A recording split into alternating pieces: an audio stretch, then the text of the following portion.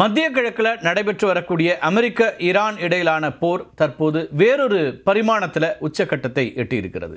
ஏவுகணைகளுடைய தாக்குதலை தாண்டி ஈரானை பொருளாதார ரீதியாக முடக்கி அடியோடு வீழ்த்த அமெரிக்கா திட்டமிட்டிருக்கக்கூடிய எக்கனாமிக் டி-டே இன்னிலிருந்து அமலுக்கு வருது. ஈரானுடைய இராணுவ அமைப்புகள் மற்றும் அணுசக்தி திட்டங்கள் ஏற்கனவே கடுமையாக சேதமடைந்திருக்கக்கூடிய சூழலில் அந்த நாட்டை பொருளாதார ரீதியாக முழுமையாக முடக்கிறது தான் இந்த டி-டே நடவடிக்கையினுடைய முதன்மை இலக்காக இருக்கிறது.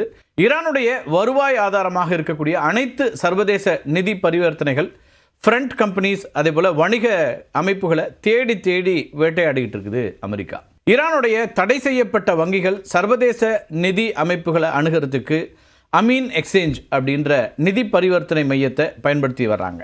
ஐக்கிய அரபு அமீரகம், டர்க்கி, ஹாங்காங், அதே போல் சைனா, இந்த நாடுகளில் இருக்கக்கூடிய பல நிறுவனங்களை தொடங்கி இந்த நாடுகளில் அமெரிக்காவோட கண்களில் மண்ணை தூவிவிட்டு அமீன் எக்ஸ்சேஞ்ச் மூலமாக பண பரிவர்த்தனைகளை மேற்கொண்டு வந்தாங்க ஈரானுடைய இந்த வங்கிகள். ஈரானோட புரட்சிகர காவல்படை உருவாக்கி வைத்திருந்த ரபார் அப்படிங்கிற நிறுவனங்களையும் அமெரிக்கா முடக்கி இருக்குது. அமெரிக்க நிதியமைச்சகத்தின் கீழ் இயங்கக்கூடிய office of foreign assets control அப்படிங்கிற அமைப்பு தான் இந்த முடக்கக்கூடிய வேலைகளெல்லாம் செஞ்சுட்டு இருக்கிறாங்க. ஒரு போலி நிறுவனம் கண்டறியப்பட்டவுடன் அமெரிக்காவுடைய SDN அப்படின்னு அழைக்கப்படக்கூடிய specially designated nationals and blocked persons இந்த பட்டியலில் அதை சேர்த்துட்டு அது ஒரு அறிவிப்பாக வெளியாகும். அப்படி பட்டியலிடப்பட்ட நிமிடத்திலிருந்து அந்த நிறுவனத்தினுடைய அனைத்து சொத்துக்களும் முடக்கப்படும். இப்போ SDN பட்டியலில் இருக்கக்கூடிய நிறுவனங்களுக்கு எந்த ஒரு வங்கியோ டாலரோ அல்லது ஸ்விஃப்ட் மூலமாகவோ நிதி பரிவர்த்தனையை செய்யக்கூடாது. அப்படி செஞ்சாங்க அப்படின்னா அந்த நிறுவனத்தின் மீது செகண்டரி சாங்ஷன்ஸ் விதிக்கப்படும். ஆனாலும் அமெரிக்காவுடைய எக்கனாமிக் டி-டேவை எதிர்கொள்றதுக்கு ஈரான் சில முக்கியமான நடவடிக்கைகளை கையில் எடுத்திருக்குது. ஈரானிய தேசிய பாதுகாப்பு கவுன்சில் தலைவர் மோசின் ரெசாய் அப்படிங்கிறவர் அமெரிக்காவுடைய பொருளாதார போர் தொடர்ந்துச்சு அப்படின்னா ஹார்முஸ் நீரிணை, அதே போல பாரசீக வளைகுடா வழியாக ஒரு சொட்டு எண்ணெய் கூட ஏற்றுமதி செய்ய விடமாட்டோம் அப்படின்னு எச்சரிக்கை விடுத்திருக்கிறார். அமெரிக்காவுடைய டி-டே தடைகள் சீனாவோட ஈரானுடைய வர்த்தகத்தை குறிவைக்கிறதுனால ஈரான் சீனாவோட மேலும் வர்த்தக நெருக்கத்தை காட்டுறதுக்கு முயற்சி மேற்கொண்டுட்டு இருக்காங்க. சீனாவோட ஒத்துழைப்பு இல்லாமல் அமெரிக்க தடைகள் முழுமை பெறாது அப்படிங்கிறதுனால ஈரான் தன்னுடைய முழு நம்பிக்கையை இழக்காமல் நடவடிக்கையை எடுத்துக்கிட்டு இருக்கு. அமெரிக்க டாலரை பயன்படுத்தாமல் சீன யுவான் மற்றும் கிரிப்டோ நாணயங்கள் மூலமாக சீனாவுக்கு தொடர்ந்து தள்ளுபடி விலையில் கச்சா எண்ணெய் விநியோகிக்கிறதுக்கு ஈரான் திட்டமிட்டிருக்கிறாங்க.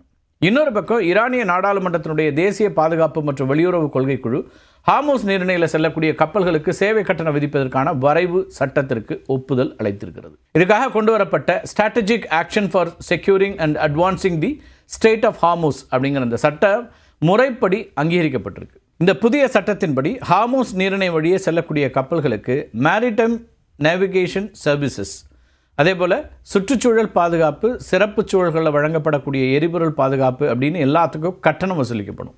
அமெரிக்கா, இஸ்ரேல் போன்ற ஈரானோட எதிரி நாடுகளுடைய கப்பல்களுக்கு முழுமையான தடை நீடிக்கும் அப்படின்னு ஈரான் அறிவிச்சிருக்கிறாங்க.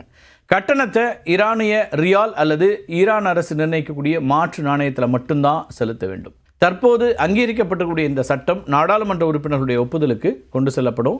அரசியலமைப்பு மற்றும் இஸ்லாமிய சட்டங்களுக்கு உட்பட்டுள்ளதா அப்படின்னு ஆய்வு செய்யப்பட்டு அதுக்கு ஒப்புதல் வழங்கப்படும்.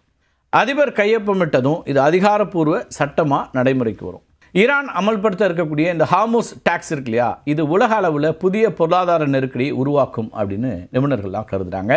உலக அளவில் 20% கச்சா எண்ணெய் மற்றும் திரவமாக்கப்பட்ட இயற்கை எரிவாயு LNG இருக்கு இல்லையா, இது கடந்து செல்லக்கூடிய இந்த முக்கியமான கடல் வழியில் கட்டணம் வசூலிக்கிறது உலக பொருளாதாரத்தில் மோசமான தாக்கங்களை உண்டாக்கும். சவுதி அரேபியா மற்றும் ஐக்கிய அரபு அமீரத்துக்கு மட்டும்தான் ஹார்முஸ் நீரிணையை தவிர்க்கிறதுக்கு சில குழாய் வழி விநியோகங்கள் அப்படிங்கிறது இருக்குது. ஆனால் ஈராக், குவைத், கத்தார் போன்ற வளைகுடா நாடுகளுக்கு ஹார்முஸ் நீரிணையை தவிர வேறு கடல் வழி பாதை இல்லை அப்படிங்கிறது இங்கே கவனிக்க வேண்டியிருக்கு. அதனால தான் ஈரானோட இந்த நடவடிக்கைங்கிறது ஒட்டுமொத்த வளைகுடா மண்டலத்தினுடைய ஏற்றுமதியையும் முடக்கக்கூடியதாக மாறும். 1982ஆம் ஆண்டில் சர்வதேச கடல்சார் சட்டத்தின்படி சர்வதேச நீரிணைகளில் வர்த்தக கப்பல்கள் எந்தவித கட்டணமும் இல்லாமல் இலவசமாக பயணிக்கும் அப்படிங்கிற உரிமை இருக்குது. ஈரானோட இந்த கட்டண விதிப்பு சர்வதேச கடல்சார் அமைப்புகளோட மோதல் அதிகரிக்கும். இதனால் சர்வதேச கடல் வழி வர்த்தக விதிகளே சீர்குலையக்கூடிய ஒரு அபாயமும் ஏற்பட்டிருக்கு. ஆனால் அமெரிக்கா கிட்டேருந்து தப்பிச்சு தன்னுடைய மக்களை காப்பாற்றுறதுக்கு ஈரான் இப்படி ஒரு அதிரடி நடவடிக்கை எடுக்கிறது நியாயமானதே அப்படின்னும் சில அரசியல் விமர்சகர்கள் சொல்கிறாங்க. அமெரிக்காவுடைய எக்கனாமிக் டி-டே திட்டத்திற்கு உலக பொருளாதாரத்தின் மூச்சு குழாயை அடைப்போம் அப்படின்னு ஈரான் கொடுத்திருக்கக்கூடிய ஹார்மோஸ் வரி இருக்கு இல்லையா, இந்த பதிலடி மத்திய கிழக்கை ஆபத்தான நிதி போர்க்களமாக மாற்றியிருக்கிறது. ஆயுத போர்க்களத்திலிருந்து நிதி போர்க்களமாக அந்த பிரதேசம் மாறிக்கொண்டிருக்கிறது.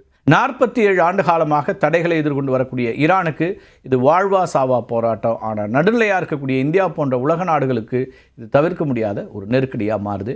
அமெரிக்காவுடைய இந்த எண்ட் கேம் ஈரானை பணிய வைக்குமா அல்லது உலக சந்தையை ஒரு புதிய மந்தநிலைக்குள்ளே தள்ளுமா அப்படிங்கிறத இனி வரக்கூடிய நாட்கள் தான் தீர்மானிக்கும்.